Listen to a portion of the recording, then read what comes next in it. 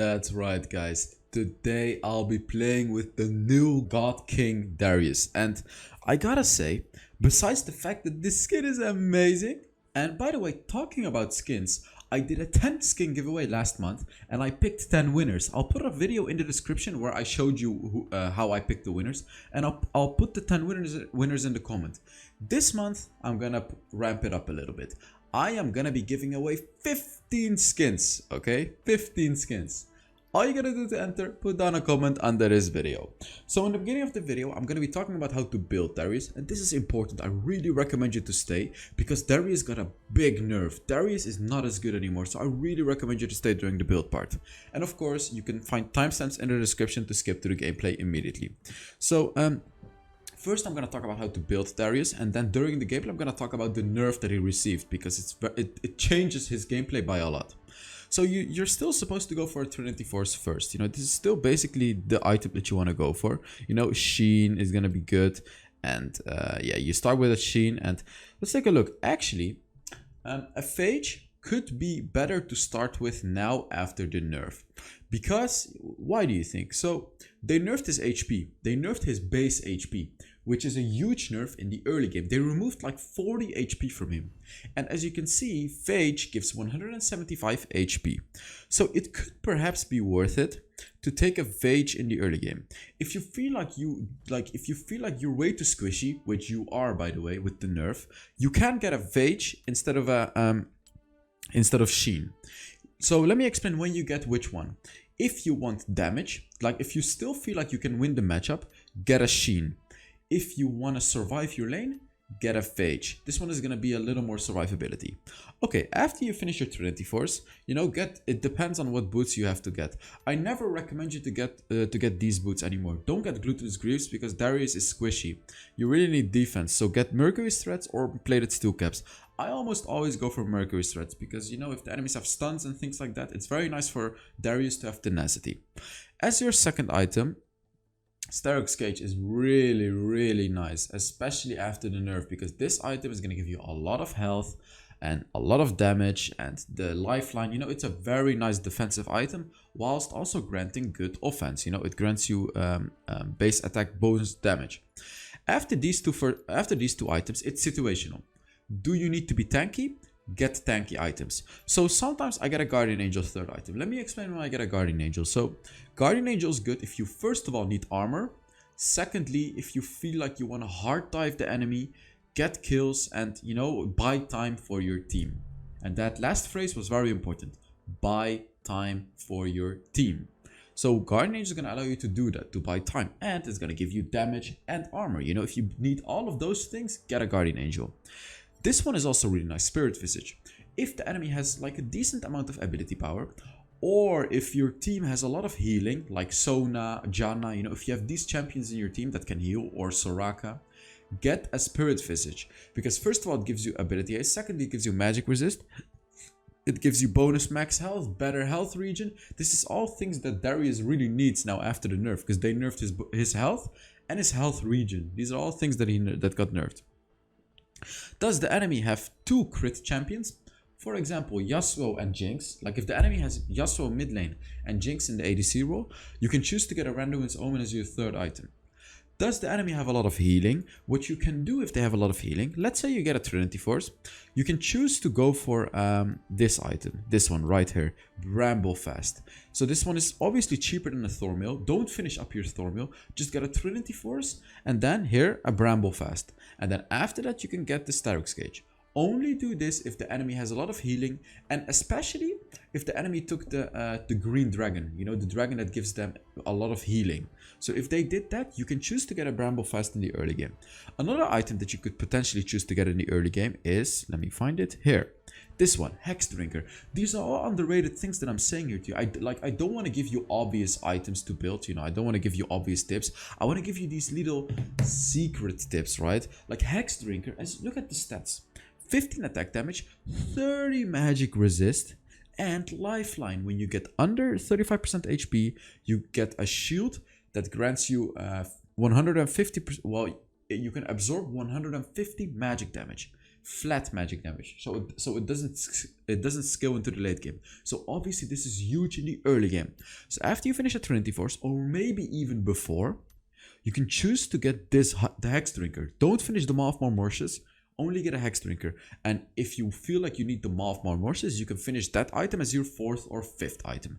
Maybe even 3rd item if the enemy really has a lot of ability power. Force of Nature is also a really nice item. So it's kind of hard to decide because Spirit Visage is better than Force of Nature, but get Force of Nature instead of Maw of Marmortius if you really want to focus on being tanky against ability power. Maw of Marmortius is obviously also going to help you to be tanky, but this item is also supposed to give you damage. So Force of Nature is like if you really want to be tanky, like really tanky, okay? And yeah, that was pretty much it.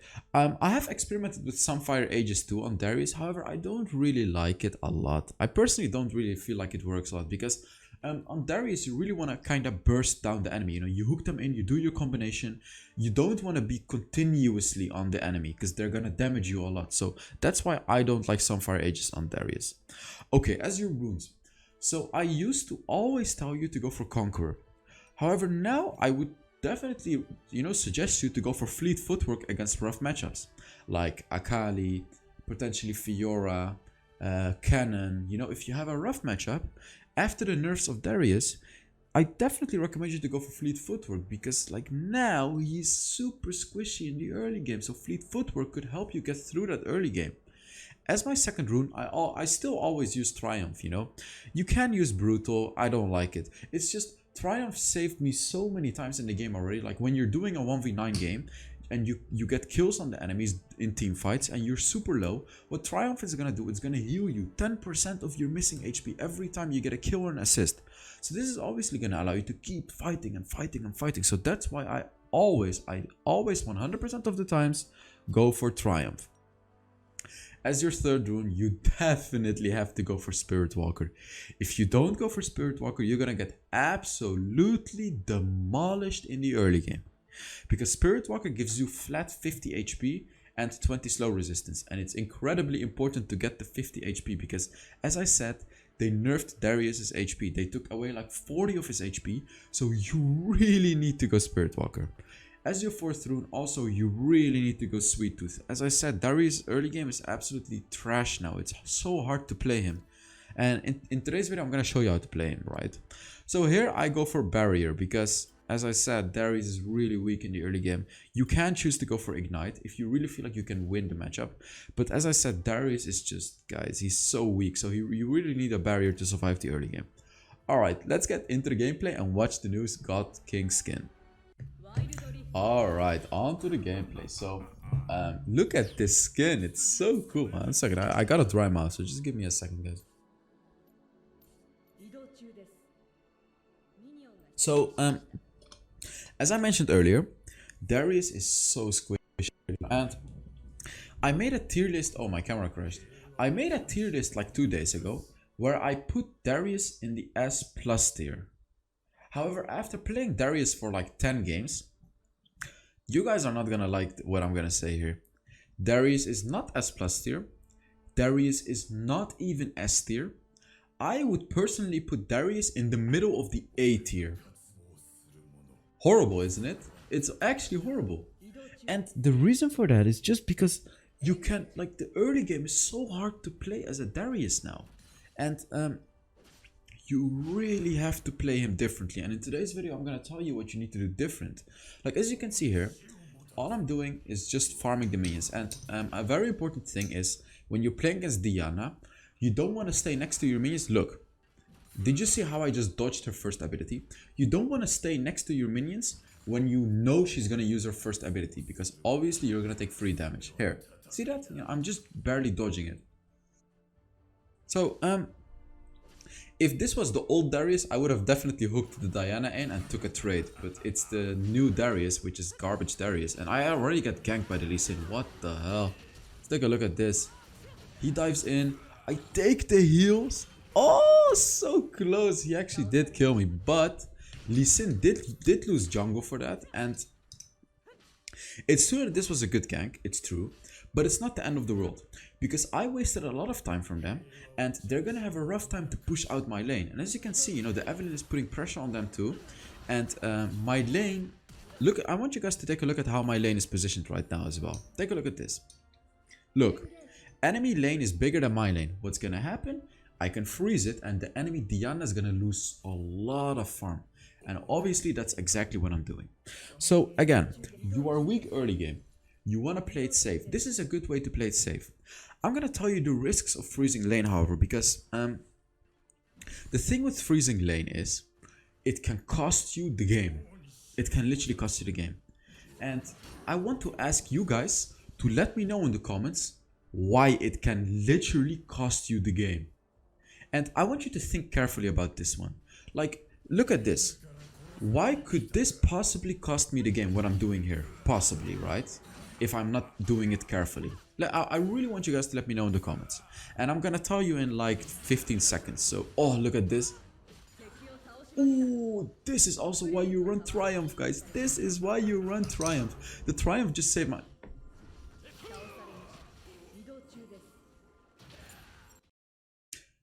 He's here again. Okay, screw this Lee Sin. This Lee Sin has already ganked my lane 2 times in 3 minutes. But it's fine, you know. Okay, here's gonna be the answer to why freezing the lane could possibly cost you the game. Take a look at my lane. Take a look at what's happening in my lane right now. Okay? Did you see that? It used to be 6 minions, now it's 0. What happened? I lost 6 minions. You may think, 6 minions, who the hell cares about 6 minions? 6 minions is around 300 to 400 gold and a whole level in experience. Now you should get my point here, right? When you freeze the lane and oh, I'm going again. Take a look at this. Oh my god, he actually kind of trolled there. I still had a barrier. He couldn't kill me because I had a barrier. So if you get ganked, this is when you can lose the game. If you get ganked when you're freezing the lane, then the enemy wave is gonna crash on your turret. First of all, you're gonna lose a lot of minions. Secondly, it's gonna be very easy for the enemy to kill you because their minions are also gonna help them. Third of all, they can possibly get your turret. Because if there is a wave of like 15 to 20 minions under your turret, even if it is early game, they can get your turret. And if that happens, you know, the game's, I don't want to say over, but you're gonna be like thousands of gold behind. Thousands. Literally thousands. And take a look at what I'm... Oh my god, such a good hook. I perfectly timed my hook with my flash. So, this is yet another thing that you can do with Darius. This is what I call, well, this is what everyone calls buffering. You can buffer your abilities, so you can use your third ability, and immediately after your third ability, use a flash. And the result of doing that is, you're gonna hook further. You can hook way further than normal. And this is a really nice combo. I use it every game. I use it every game because you can really surprise the enemy with this combination. They're never gonna see it coming. As you could see there, I just flash hooked over the wall, hooked 2 enemies, and they never even knew that I was there. So I suggest you to go into practice mode and really try to practice doing that. That's how I perfected it. I almost never failed the combination because I went into practice mode and I practiced it, right? So the way of playing Darius in the late game is still the same as it used to be, because the nerf doesn't really affect him in the late game at all, like at all. The nerf is only huge in the early game, but when you manage to get late game, it's still the same. When you're doing a team fight with Darius, you just want to kill 1 enemy with your ultimate to get your full stacks, or you just want to hit 1 target 5 times in a row, of course again to get your full stacks. So these are the only 2 ways to win on Darius. Take a look at this. Boom, boom, boom, boom, boom, and boom. He's not dead, however. Boom! However, now he is dead. He tried to dodge it with his third ability, but he couldn't. And I just killed him. Oh, that was such a good dive again. I'm just completely, utterly destroying this Diana. It's crazy what I'm doing with him. So take a look at this. Take a look at this. I'm telling the Evelyn to go away. So let me tell you the reason for that. Evelyn is trying to do Rift Herald. I see Katarina. I am just taking first turret. Why the hell would you take Rift Herald if you can take a free first turret? It's not worth it. Like, look at this. The Evelyn just killed herself and gave the enemy Rift Herald. She didn't care about what I was pinging, and she just killed herself and gave the enemy Rift Herald. I took the first turret. If you take the first turret, you're gonna get 1k gold to your entire team. Like a total of 1k gold, which is absolutely huge. Rift Herald only gives you 300 gold. Do you see my point here? Obviously, first turret is way more important than the Rift Herald. Way more important. Okay, so here I am playing a bit more aggressive. Like, I got through my very weak early game, and now, you know, it's mid game and the nerfs don't affect me that much anymore, because we got into the mid game and 40 HP doesn't really matter that much in the mid game, sorry. So now you can kind of get back to the old Darius playstyle again. You know, you can be aggressive. Take a look at what I'm doing here. So I have 3,300 gold and I am so damn greedy here. So what my plan here is I want to farm even more gold so I can go back, get boots and Starix Gauge at the same time. I didn't only want to go back for Starix Gauge, I wanted to get boots and Starix Gauge. So this is also a lesson that I want to tell you guys. If you have gold in your pocket, it's not going to make you any stronger. You have to spend your gold and buy items. Like, think about it this way. If you're in real life, let's say you have like a $500 thingy and an enemy has a knife. Who's gonna win? Obviously the enemy with a knife. But with your $500 you can buy a shotgun. So if you have to go back home and buy the shotgun, then you can kill that enemy with the knife. Take a look at this. I just got killed. And this is completely trolling by me. This is complete troll. I just gave the enemies a free shutdown. Absolutely horrible gameplay. And honestly, this doesn't even deserve a like. You know, if you want to support this video, give it a like. But honestly, after seeing this, I would probably dislike the video myself. Horrible. Like, so damn greedy. It's I hate seeing myself do things like this, but I really want to upload videos where I make these mistakes as well, even though I hate seeing it, because, you know, I'm human as well, and I want to show you guys that it's actually a huge mistake to do things like that. Don't be greedy by, you know, it's okay to wait before backboarding. Like, you know, if you need 100 gold or 200, it's okay, but don't go into the enemy jungle with 4,000 gold in your pocket, because you need to spend the 4,000 gold. Don't be a greedy idiot, especially if you have a shutdown. Oh my god, it's so idiotic. Yeah, just don't do that. Okay, go back home, buy items, and then you can play aggressive again. So another thing that I really like to do on Darius is I really like to play around walls. As you can see, during this game, I really do a lot of hooks. You know, I hook a lot of enemies over walls. And I really like that type of playstyle with Darius, because you can really surprise the enemy with that. Let's take a look at what's that. Here, look at the Triumph. The Triumph saves me again and again. Oh, I hit the Kaisa and I'm doing so much damage. And the Braum, we just killed all of them. Just killed every single one. And this is why I really recommend you guys to go for the Triumph rune.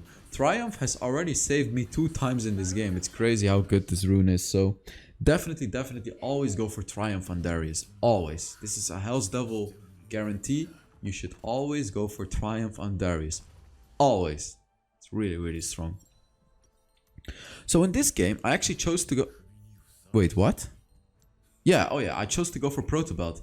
I was like, wait, what? Did I not go for Protobelt? But I sought the Glorious Enchant and I went for Protobelt. So, let me tell you the difference between Protobelt and Glorious Enchant, because they both kind of serve the same purpose. They're gap closers.